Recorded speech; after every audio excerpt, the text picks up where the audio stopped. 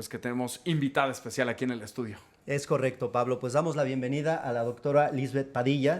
Muchas gracias, doctora, analista, influencer. La hemos visto muy activa. Bueno, muy activa ahí estamos, definitivamente compartiendo toda esta información que es importantísima para los ciudadanos en México. Muchas gracias, Juan. Muchas gracias, Pablo. Gracias, qué gusto, doctora. Gracias. Precisamente por eso le invitamos. Queremos aterrizar la información pues para el ciudadano de a pie, porque de momento cuando hablan de amparos dicen, ay, eso a mí no me afecta, eso es para Salinas Pliego, ¿no? Así es. Pero al ciudadano en común, doctora, ¿cómo le va a afectar lo que finalmente se aprobó ayer después de que si con retroactividad, que si no y demás?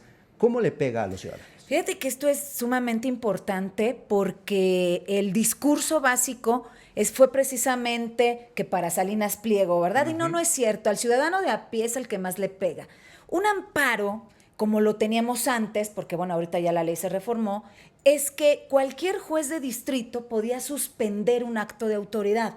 Un acto de autoridad sin necesidad de probar de que ese acto de autoridad era violatorio de derechos humanos. Yo quiero decirles que yo llevo 30 años en la rama jurídica, 30 años litigando, y a la autoridad administrativa, a la autoridad ministerial, Ministerio Público, se le da mucho violar derechos humanos.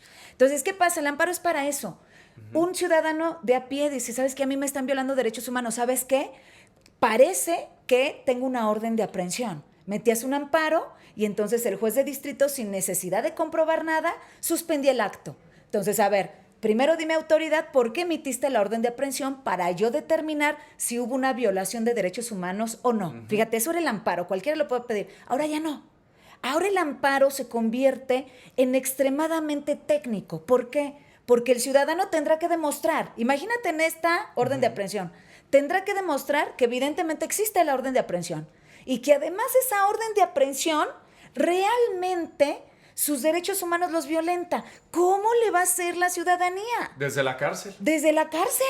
O sea, esto quiere decir, desde este punto de vista, que amparos en contra de órdenes de aprehensión ya no van a poder ser. No, ni siquiera los van a admitir. Ahora, en cuanto a la suspensión tenía dos requisitos: que lo pidiera el quejoso y que no afectara el interés público. Ahora, aumentan un montón de requisitos, entre ellos que no afecte el interés social, que es un concepto indeterminado. El juez de distrito tendrá que decir si afecta o no afecta el interés social. Entonces queda el arbitrio de la autoridad.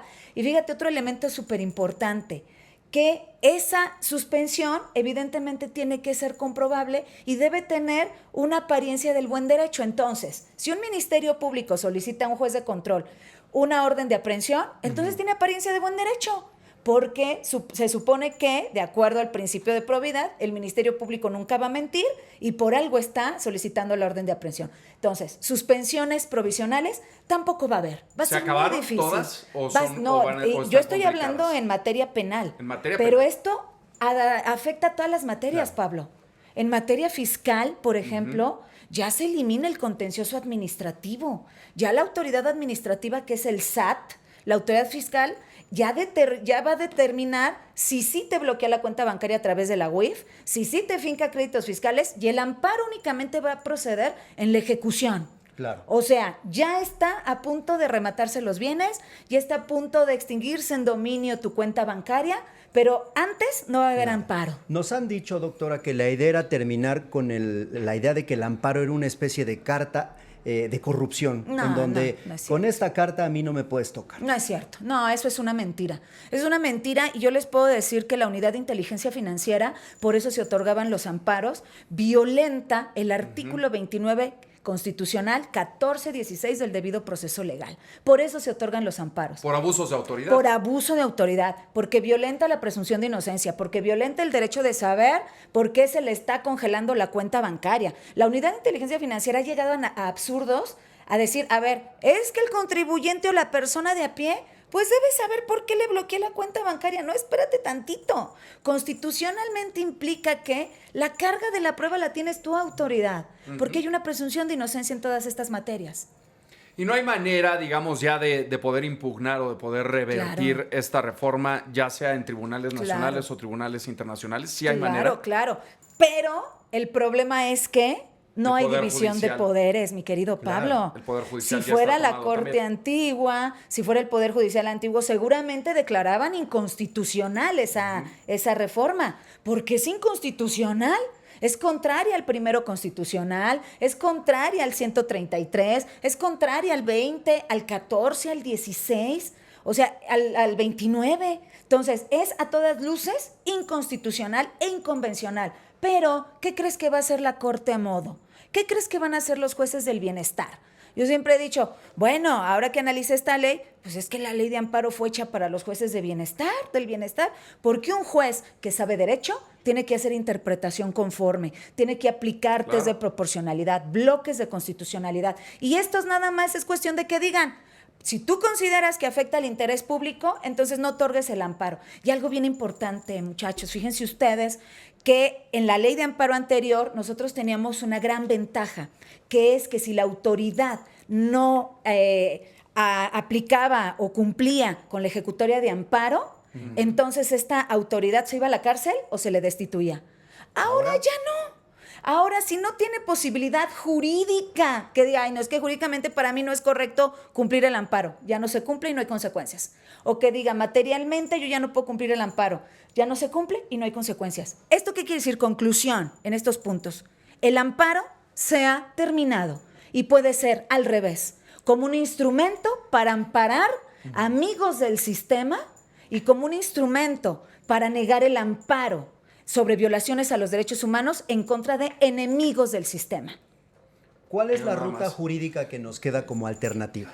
Mira, yo considero que la ruta jurídica primero es que los jueces que quedan, los jueces de carrera, tomen conciencia de lo que está pasando. Algunos jueces que también fueron electos, digo, yo conozco a varios que vienen también de carrera judicial, que son personas que conocen mucho derecho. Entonces, que en ellos quepa la prudencia y digan, no, espérate tantito, voy a declarar este artículo inconstitucional de acuerdo al control de constitucionalidad, porque es una ley secundaria, no es la Constitución. Lo que está diciendo algunos senadores de la República, la propia presidenta, el ministro en retiro, Lelo de la Rea, con respecto de que hay que observar la jurisprudencia de la Corte Mexicana, eso es una gran mentira y falacia jurídica. ¿Por qué razón? Porque la Suprema Corte de Justicia de la Nación no forma parte sus determinaciones del bloque de constitucionalidad. Ellos están obligados a un parámetro de regularidad constitucional en donde todas sus jurisprudencias tienen que ser acorde a la protección de los derechos humanos. Si no es así, la propia jurisprudencia mexicana, la 2006-225 de la Corte en Pleno, señala que esas jurisprudencias se tendrán que eliminar. Entonces, no es cierto. Es una gran falacia y quieren convencer a la ciudadanía de qué es lo que diga la Corte. Es sumamente peligroso lo que estamos viviendo. Sí. ¿Y qué pasa también con estos amparos colectivos, ¿no? Los Ya no llamados existen. amparos colectivos, Ya no. los que buscaban proteger al medio ambiente, los mismos derechos humanos, las mismas causas sociales. Así es. Digamos, papás, vamos a poner un ejemplo para que nos puedas dar un ejemplo concreto, digamos, a una situación en particular. Los papás de niños con cáncer que no tienen para sus tratamientos, que antes podían ampararse para que pudieran recibir sus medicamentos y sus tratamientos de forma colectiva, ya no lo van a poder hacer. Ya no se va a poder hacer. Ahora solamente existe el interés jurídico. Esto quiere decir que únicamente es la persona que directamente está afectada del derecho e, insisto, tendrá que demostrar esa afectación. Entonces ya los amparos colectivos ya no existen. Quien no tenga dinero para defenderse. Es lo que te digo. Exacto. Es lo que te digo. O sea, a mí me contratan como abogada y yo veo cómo armo un amparo para que me lo admitan y para la suspensión. Pero eso cuesta dinero. Ahora, una persona que no tiene para pagar un abogado, porque además el amparo para particulares es muy caro. Una persona que no tenga dinero no se va a poder amparar. Va a ser más caro todavía. Va a ser más caro todavía. Se va a encarecer porque requiere de muchísimo más técnica. Y ser más individuales. ¿No? Y presentar datos de prueba, Pablo. Entonces yo le voy a decir a mi cliente, mira, necesitamos un perito para poder presentar este dato de prueba para acreditar que está violando nuestro derecho. Y pues, antes no les han echado la culpa a ustedes, por ahí va a ir el asunto de quienes defienden la reforma. No, y tienes razón, Juan, claro, yo he hablado muy duro con el gremio jurídico en México y yo les he dicho que estamos muy pasivos, no alzamos la voz. O sea, tal parece que nos ponemos de alfombra como gremio, 2, 3, 4. México debería estar paralizado. ¿Por qué esta reforma a la ley de amparo es peor que la reforma al Poder Judicial? Es peor. Y viene con la cereza en el pastel la retroactividad, que nos habían dicho que sí, que no, al final metieron mano. Un juez que sepa de derecho, que conozca de derecho, que sea jurista y que no sea un advenedizo, debe determinar inconstitucional e inconvencional. ¿Por qué razón? Mira, en el artículo 29 constitucional, párrafo segundo, y 27, párrafo segundo, de la Convención Americana de Derechos Humanos, es el mismo artículo.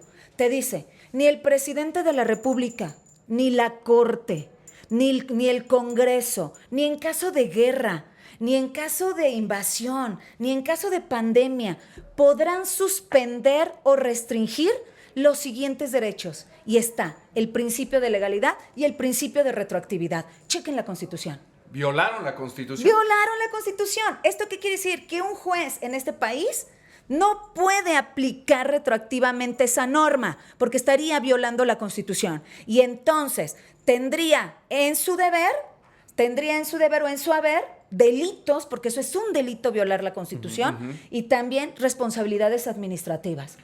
¿Qué deberíamos de vigilar? ¿Qué deberíamos de exigir nosotros como ciudadanos? Pues en los próximos meses, tras la aprobación de esta nueva ley de amparo y la entrada en vigor de esta ley, ¿qué es lo que debemos de estar atentos como ciudadanos? Yo creo que debe haber más participación ciudadana en general. El gremio de juristas, ustedes, por ejemplo, los periodistas hacen un gran trabajo. Yo he dicho, oye, investigan mejor que el propio Ministerio Público. ¿Quién sabe de dónde sacan los datos de prueba? Pero los juristas, yo creo que también nos vamos a organizar y tenemos que presionar. ¿Por qué? Porque la Corte puede interpretar. Hay mucha gente que me dice, es que a lo mejor la Corte, doctora, lo echa para atrás. No, yo no creo. Yo no soy muy pesimista por cómo está conformada la Corte. Definitivamente creo que no lo va a hacer. Pero si nosotros como juristas empezamos a golpear y utilizamos el derecho interamericano, también el sistema interamericano se debe redeterminar. Ya no alcanza para estas violaciones, no alcanzó para el Poder Judicial, para la reforma. Ahora menos va a alcanzar para la ley de amparo. Creo que el derecho, una cosa sí es importante, no es estático, Pablo. El derecho va cambiando de acuerdo a la movilización social, así es, a las exigencias. Yo veo un México que está muy enojado, en todos los rubros, desde las personas de las inundaciones, desde los limoneros, desde los empresarios, desde los comerciantes, desde los abogados. Yo veo un México que está muy enojado. Entonces, esperemos que ese enojo sirva para hacer una presión legítima, ¿verdad?, para que las cosas vayan cambiando. Una cosa estoy segura, no dura para siempre. Claro. No dura para siempre. Y tenemos que ir anotándoselas para la próxima. Doctora, ¿hay algún precedente en otro país donde se haya legislado igual? Fíjate que yo les voy a decir una noticia muy triste.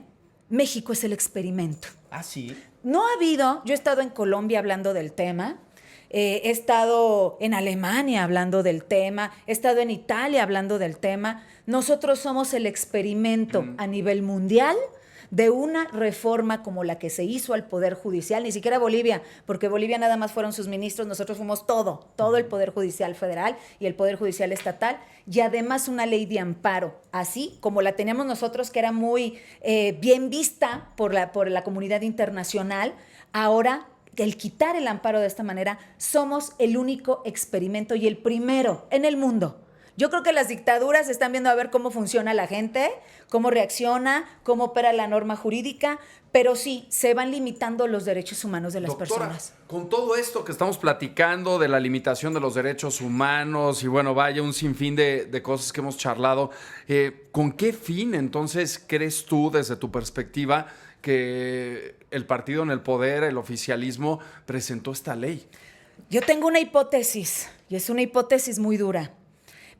Primero, yo pienso que la reforma al Poder Judicial fue hecha para cubrir corruptelas, para que el propio Poder Judicial no persiguiera la corruptela. Pero yo jamás pensé que fuera del nivel en el que está ahorita. Por ejemplo, el huachicol fiscal. El huachicol fiscal es de magnitudes peores que la estafa más fuerte que ha habido en América Latina, que es la de Odebrecht. Entonces, ¿por qué?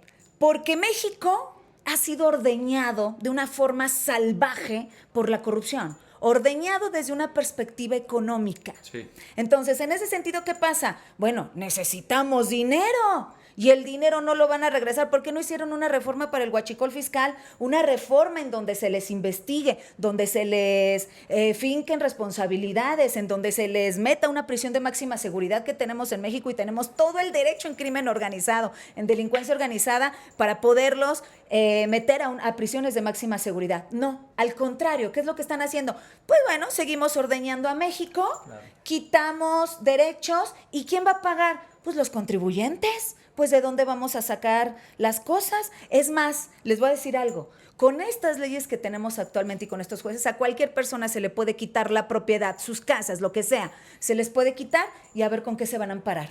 Entonces, es una recaudación. Hay algo que me parece que no se midió bien y es la extraterritorialidad de la norma. Entonces, por eso los Estados Unidos están ya en el tema. Porque es tanto el dinero que ya se obtuvo de todas esas corruptelas que ya están llegando a límites de crimen organizado tremendos. Y eso que económicamente trae un peso hacia los Estados Unidos de competencia. Entonces los Estados Unidos dicen, no, espérate tantito, a ver cómo está aquí el tema. Claro. ¿No? Entonces, creo que eso nos están quitando derechos para... Ya ordeñaron el país, ahora hay que ordeñar a lo que queda, que somos nosotros. Y el tema del Poder Judicial llama muchísimo la atención por los personajes que han llegado. Hemos documentado aquí las historias, doctora, de quienes llegaron con cero experiencia. Y qué fácil va a ser para ellos que les dicten línea de esto es lo que tienes que hacer. Claro. Y se acabó. Claro. Y ahora sin amparo. Este amparo sí procede y este no. Sí Eso es lo más peligroso. Lo más ridículo que yo he visto, que una jueza en materia penal diga que una persona puede guardar silencio y su silencio puede ser usado en su contra. O sea, esa tipa no pasó ni la primaria.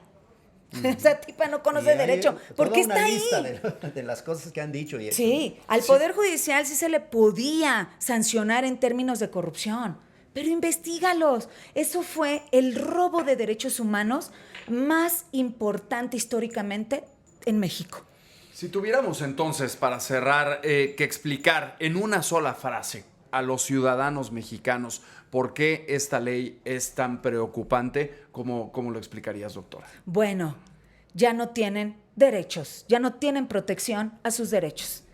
El ejercicio del poder en turno puede hacer con ustedes lo que quieran, con sus libertades, porque es un derecho humano, con sus bienes, porque la propiedad es un derecho humano, con su intimidad personal, ya pueden revisarte todo, porque es un derecho humano, ya pueden obtener una prueba con tortura, y no va a haber amparo, ya pueden sembrarte lo que quieran y no va a haber amparo.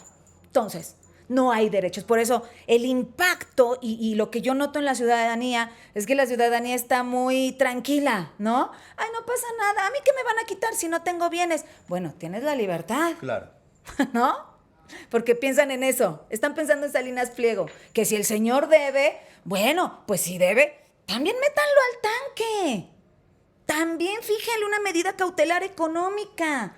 Pero no digan que el señor es un delincuente cuando no hay ningún dato de prueba y ningún proceso en su contra. Claro. Son libres, todo mundo es libre de creer en el político que quiera, claro, porque eso es lo primero que es un asunto político, por eso la doctora Liz está hablando, este es un asunto de derecho, ¿no? Así es. Y la gente, pues entiendo, debería de asimilarlo de esa manera. Yo no formo parte de ningún partido político, jamás he formado parte, o sea, a mí, de donde me quieran rascar, jamás van a encontrar nada. A mí no me ha pagado absolutamente nadie. Igual que he criticado a este gobierno, he criticado a los gobiernos anteriores. Toda la vida yo he criticado. Entonces, pero jamás había visto, jurídicamente por lo menos, lo que está pasando en este momento. Muy bien. Pues bien, abogada Lisbeth Padilla Sanabria, doctora en Derecho, muchísimas gracias. Gracias a ustedes y es importante pues difundir, por eso les agradezco muchísimo el espacio. Al contrario, agradecemos que haya tomado pues la invitación y por supuesto siempre está el espacio, la pantalla aquí. Muchas para hablar gracias. de distintos temas. Gracias, doctora. Gracias a ustedes, buen día. Temas siempre va a haber. Yo sé, a sus órdenes. Gracias. Muy bien, muchísimas gracias.